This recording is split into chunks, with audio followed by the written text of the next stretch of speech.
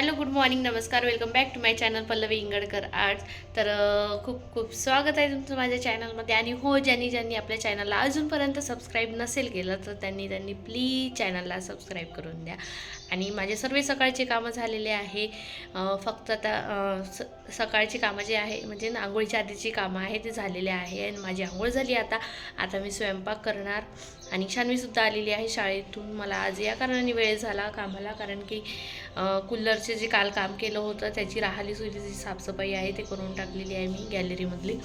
तर त्यामुळे मला थोडासा वेळ झाला आज कामासाठी. आणि व्हिडिओसुद्धा अपलोड करायचा होता कालचा, ते सुद्धा काम कंप्लीट केलेलं आहे मी. तर तुम्ही जाऊन बघू शकता व्हिडिओ. मी केससुद्धा धुतले. काल तुम्हाला माहीतच होतं स्नेहाताई आल्या होत्या कलर टाकायसाठी. तर डोक्यामध्ये सुद्धा कलर टाकला होता. तर ते खूप जास्त कलर डोक्यात पडला होता, म्हणून मग मी केस पण धुवून घेते. पाणीसुद्धा आणायचं आहे मला, कारण हे घरी नाही आहे. प्यायचं पाणी थोडंसंसुद्धा प्यायचं पाणी नाही आहे, त्यामुळे मला आता प्यायचं पाणी आणायला जायचं आहे. आणि आम्हाला ते तिकडे जावं लागते पाणी आणायसाठी, एकदम जावं लागते प्यायचं पाणी आणायसाठी नळाचं. कारण आम्ही आलो तेव्हापासून नळाचंच पाणी पित आहोत. तर तिकडे जाते मी नळाचं पाणी आणायसाठी. आपलं हे आहे ना हॉस्पिटलचं जे गेट आहे ना, एकदम गेटच्या बाजूलाच प्यायचा पाण्याचा नळ आहे, तिथे जाते मी पाणी आणायसाठी. तर दोन डबक्या भरून आणतो आम्ही. एक दिवस कसाही चालला जाते, हिवाळा असला तर 2 दिवस चालून जाते. तर मी आता पाणी घेऊन येते. तर चला, मी आता सर्वात आधी पाणी घेऊन येते आणि नंतर स्वयंपाक वगैरे करते, कारण स्वयंपाक करायचा म्हटलं तर पाण्याशिवाय होऊ शकतच नाही. तर चला, नंतर भेटते तुम्हाला. तर काल होता शुक्रवार, म्हणजे देवळीचा बाजार होता, त्यामुळे यांनी भाजीचं आणायला बोलले होते, आपण शुक्रवारी आणू. पण कसं बाजाराच्या दिवशी स्वस्त पण मिळून जाते आणि ताजं पण मिळून जाते, म्हणून मग आम्ही शुक्रवारी आणणार होतो. पण आमचं काही झालेलं नाही आणणं, कारण हे कूलरच्या मागेच होते. त्यामुळे मग मी ते बेसन भात पोळ्या करत होती. तर तेवढ्यातच आले माझे मामसासरे. तर त्यांच्यासाठी चहा मांडला, जे हुसनापूरचे जवळ राहतात, नेहमी येतात आमच्याकडे. तर ते मामा आले होते. तर त्यांच्यासाठी इथे मग बेसन करता टमाटर टाकल्यानंतर टमाटर झाले होते.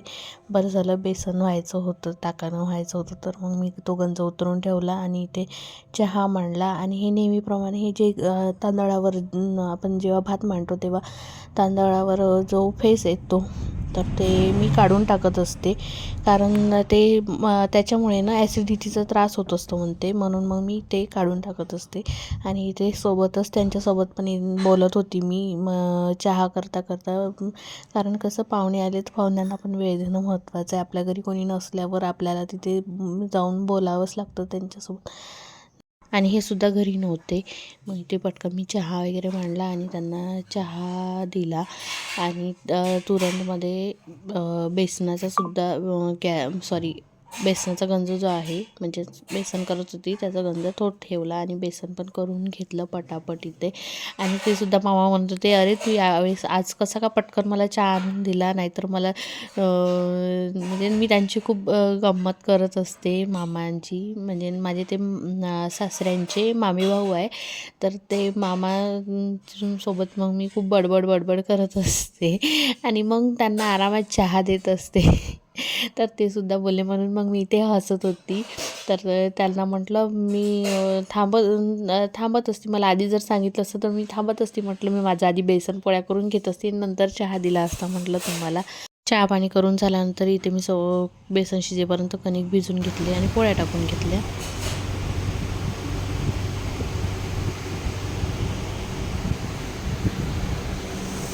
इतकी गरमी झाली, इतकं गरम होत आहे काय सांगू.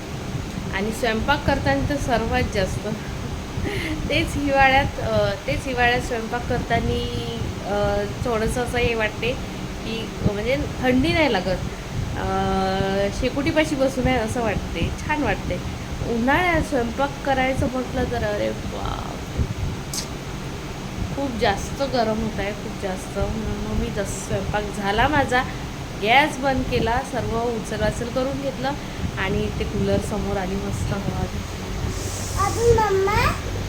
थोडंसं कूलर काय ग, तुझे बुक्स वगैरे तिकडे टाकून दिले कोणत्या? अभ्यास करत आहे का तू? हो का? आता तू जेवायला का घेतलं? तूप साखर पोळी घेतली, बेसन का बरं नाही घेतलं? खूप आवडते. तुझा पेपर कसा गेला? छान गेला. हो का? मला टीचरने चॉकलेट द्यायला. हो का ग? कशाचा पेपर होता तुझा आज? इंग्लिश. हो का ग? उद्या कशाचा आहे?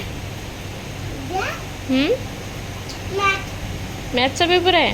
नाही, हिंदी. हिंदीचा पेपर आहे? हो का? आज मग मराठीचा. हो का? मॅथचा. हो का? झाला पेपर. हो का? मग पेपर झाल्या सुट्टी. हो का? मग तू कुठे जाणार आहे सुट्टीमध्ये? घरीच. कोणाच्या? कूलर आहे ना म्हणून. घरीच राहणार आहे कूलरच्या हवेत. हो, छान छान. चल मग जेवण करून घ्या आता तू, आम्ही पण जेवतो. तर जेवण झालं आताच आणि भांडे वगैरे सर्व आवरून झालेलं आहे. किचन आता जेवण झाल्यावर असं वाटते ना की थोडंसं असं झोपावं किंवा लेटावं. तरी लेटावं म्हणजे लेटायला मिळतं मला, पण ते असं निवांत थोडंसं असं झोपावं, कारण उन्हाळ्याची खूप दुपारची झोप येते. पण ते शरीरासाठी पण चांगलं नाही आहे. आणि मेन म्हणजे दुपारी झोपलं की सर्व कामं तसेच राहून जातात. शान्वी पडशील, दरवाजावर खाली उतर. तर तुमच्यासोबत काहीतरी मला शेअर करायचं आहे. हां, तर जसं मी तुम्हाला दाखवलंच होतं ते टेडीचं जे आहे ते, तो कापूसनं म्हणजे ते पिशवी पूर्ण हे होऊन गेलेली आहे. ते पिशवी पूर्ण बेकार होऊन गेलेली आहे आणि त्यात थोडंसं जरी धक्का लागला की ते पटकन असं फाटून खाली कापूस जो आहे तो पडून राहिला. त्यामुळे मी आता ते टेडी जो आहे मी खोलून ठेवला होता, तो टेडी शिवून आहे. तो आता बघते मी कसं काय त्याचं, तर धुवावं लागते की काय, तर मळून असेल तर धुवायला टाकून देते मी आता. आणि नंतर मग तो कापूस पिंजून त्यात भरून टाकेल. सामनं शानू. तर चला मी तर तुम्हाला दाखवते कसं काय. तर पिशवी पूर्ण फाटलेली आहे बघा. जसं मी तुम्हाला सांगितलंच होतं की पिशवी पूर्ण कुजून गेलेली आहे, म्हणजेच ते कापड बेकार झाला आहे पिशवीचा. तर तुम्ही बघू शकता, हे बघा कसं झालेलं आहे, म्हणजे पूर्ण त्या पिशवीची अवस्थाच हे होऊन गेलेली आहे. आणि कापूस मी असं जसं वरून उतरवला आणि जशी पिशवी खाली ठेवली तसंच फटकन इकडून तिकडून फुटून कापूस जो आहे तो बाहेर पडला. आणि आता हात जरी लावला ना तरीसुद्धा तो कापूस बाहेर पडत आहे. तर आता त्याला टेडी बिअरला भरून ठेवणं खूप गरजेचं आहे. तर म्हणून मग मी म्हटलं आपण हे शुभ कामाला सुरुवात करून द्यावं. आणि ते मला माहीतच नव्हतं टेडी बिअर अर्धा भरलेला आहे म्हणून. आणि मी कपडे धुवायची किती वेळची थांबलेली होती की टेडी बिअर जर मळलेला असेल तर वॉशिंग मशीनमध्ये धुवायला टाकून देणं होऊन जाते म्हटलं. पण मी त्याचे पाय जे आहे ते भरून ठेवलेले होते. पण तेच कापूस पिंजायला खूप त्रास जाते ना, त्यामुळे मग मी एवढे दिवस म्हणजे ते राहिलं तर राहूनच गेलं, नाहीतर भरून झाला असता आतापर्यंत. आणि शान्वी खूप लहान होती ना, तर त्यावर सू वगैरे करत होती म्हणून मी ते पूर्ण वाळू टाकलं होतं, धुवून टाकलं होतं. अर्धा भरलेलाच होता, पण बाकीचा आणखी भरायचा आहे. तर ते कापूस पिंजायला खूप वेळ लागतो. तर आता नंतर हळूहळू पिंजेन मी. नंतर हिला झोपून देते सर्वात आधी, कारण ही काही करू देत नाही. चला चला मग उद्या सुट्टी आहे, संडे आहे, उद्या सुट्टी आहे. चल झोपायला. धुवायचा असेल बा म्हणून मी कपडे लावले नव्हते आतापर्यंत, आता लावून देते कपडे. यांनी इथे पेंटवाल्यांनी पेंट लावला, तर हे कशाने निघणार. सॅनिटायझर वगैरे लावून बघा लागल.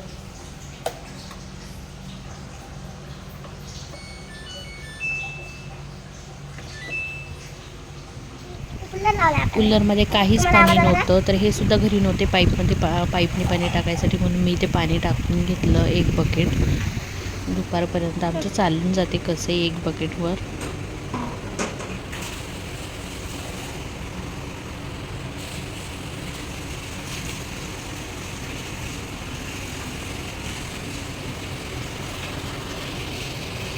मग काय करते तू? अरे झाडं फुलं, मला आज आठवलंच नाही. त्यांना म्हणाच बा आपल्या घरापाशी पाणी टाका म्हणून. यांना म्हणायचं आपल्या घरामध्ये पाणी टाकायचं. हो का? कोणाला म्हणायचं? पोलीस काकाला. पोलीस काका येणार आहे का आपल्या घरी झाडांना पाणी टाकायसाठी? हो हो. हे ब्ल्यू वाले शर्ट नाही का अच्छा गाड. हा, गाठ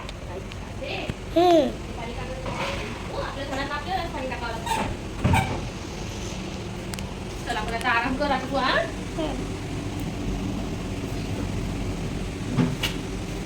कुठल्यावर अभ्यास करून घेशील मी तुझी बुक तिथेच ठेवत आहे.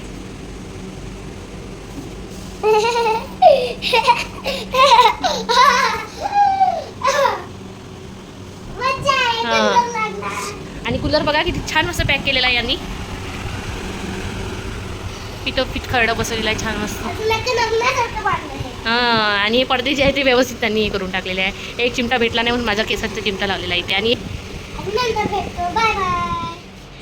2 दिवस एवढं तपत होतं, एवढी ऊन होती खूप जास्त. आणि आज वातावरण एकदम असं आभाळ आभाळ असं वाटत होतं की आता थोड्या वेळात पाणी येते. आणि थोड्या वेळात माझ्या बहिणीचा फोन आला की तिच्याकडे पाणी पडत आहे म्हणून, म्हणजेच परसोडीला. आणि इकडे काहीच पाणी नव्हता, पण आभाळ खूप होतं आणि वाससुद्धा येत होतं. मातीचा वास येतो ना पाणी पडल्यावर, तसा वास येत होतं.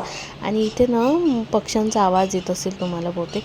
तर इथे कुत्रे माहिती नाही वर झाडावर बघत होते, माहिती नाही काय होतं काय नाही. तर काही पूर्ण सर्व कुत्रे एका जागी गोळा झाले होते. चहा वगैरे सर्व झाला आमचं. आणि टेडी बिअरसाठी जो कापूस पिंजायचा होता ते सुद्धा थोडंसं मी पिंजलं, कारण ते पण पिंजू हात दुखून जाते, कारण ते एका जागी असे गोळे गोळे झालेले आहे. हे आले आणि मला बोलले की चल पटकन बोरगावला जायचं आहे. म्हटलं कशाला, तर आता कसं एकदम मधात बोरगावचं कसं काय आलं म्हटलं. तर ते बोलले की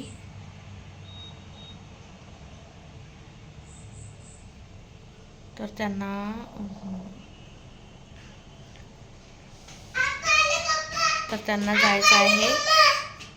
जायचं आहे वायगावला. वायगावला गहू आणण्यासाठी. आणि ते बोरगावला जाताच लागते, त्यामुळे ते मला बोरगावला सोडणार आणि मग ते वायगावला जाणार. तर बघू काय काय होते काय काय नाही. आता ही तर म्हणत आहे आपा आले म्हणून, माहिती नाही माझी सासरे आली की काय. तर आले का खरं शानू? कशावरून? आपली गाडी नसेल का, दुसऱ्याची गाडी असेल.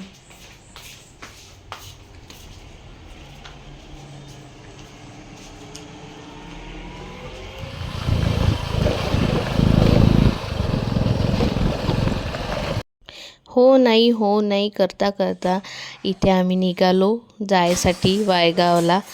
तर बघू शकता तुम्ही इतका बेकार रोड होता आणि एकसुद्धा लाईट नाही. म्हणजे देवळी टू वायगाव तिकडनं चांगला रोड आहे, चांगला म्हणजे व्यवस्थित एकदम मस्त रोड आहे. पण इकडनं देवळी टू वायगाव जो मधातून रोड जातो इतका बेकार रोड होता, भयानक. आणि शान्वी आमच्यासोबत होती ना, हातच जोडत होती. ते मी म्हणजे कधी पोचतो कधी नाही. जसं वायगाव फाटा आला तशी शान्वी अशी करायला लागली. तर मग नंतर इथे आता मोठी गाडीत तुम्हाला वाटतं मोठ्या गाडीत कशी काय आली, तर माझे सासरे आले होते वायगावपर्यंत मोठ्या गाडीने. तर सासऱ्यांच्या गाडीत बसली मग मी इथे. आणि तिथून मला माहीत पडलं की वायगाव नाही तळेगावला जायचं आहे.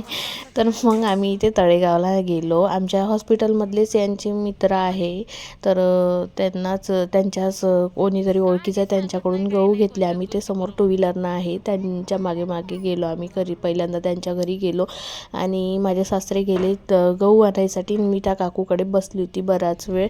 तर असं करता करता आम्हाला भरपूर वेळ होऊन गेला. आणि इतक्या छोट्या छोट्या गल्ल्या होत्या या गावातून, असं वाटत होतं एवढी मोठी गाडी आहे का, नालीवालीत एखादी चाक चाललाच नाही जाईन म्हणून. पण भीती वाटत होती, पण चालवणारावाला बरोबर चालवत असतो. आणि आमचे सासरे तर फुल ट्रेन आहे गाडी चालवण्यामध्ये. आणि इथे चक्की दिसत आहेत तुम्हाला, तर इथे सर्वजण म्हणत होते की इथेच आपण गहू घेऊ आणि इथेच आपण इथूनच आटा दळून घेऊन जाऊ म्हणून. तर अशा प्रकारे आमचं गहू वगैरे सर्व घेऊन झाले आहे. आणि आम्ही सुद्धा इथे एक पोतं ठेवलेलं आहे, बाकीचं सर्व घरी सोडून दिलेलं आहे. तर अशा प्रकारे आमचा आजचा व्लॉग झाला, अशा प्रकारे माझा आजचा दिवस गेला. तर तुम्हाला कसा वाटला कसा नाही कमेंट्स करून नक्कीच सांगा. आणि आपल्या चॅनलला लाईक करत जा, शेअर करत जा आणि सबस्क्राईब करत जा. आणि घरी गेल्यानंतर मी काही शूट नाही करू शकली आणि हे इथे पोळीचा उचारा घेता कारण बराच वेळ झाला भूक लागलेली होती म्हणून इथे नाही खायचं घेतलं होतं. तर इथे आम्ही वायगाव फाट्यावर थांबलो होतो आणि बघू शकता तुम्ही गहू. तर चला मी माझ्या व्हिडिओला इथे सेंड करते.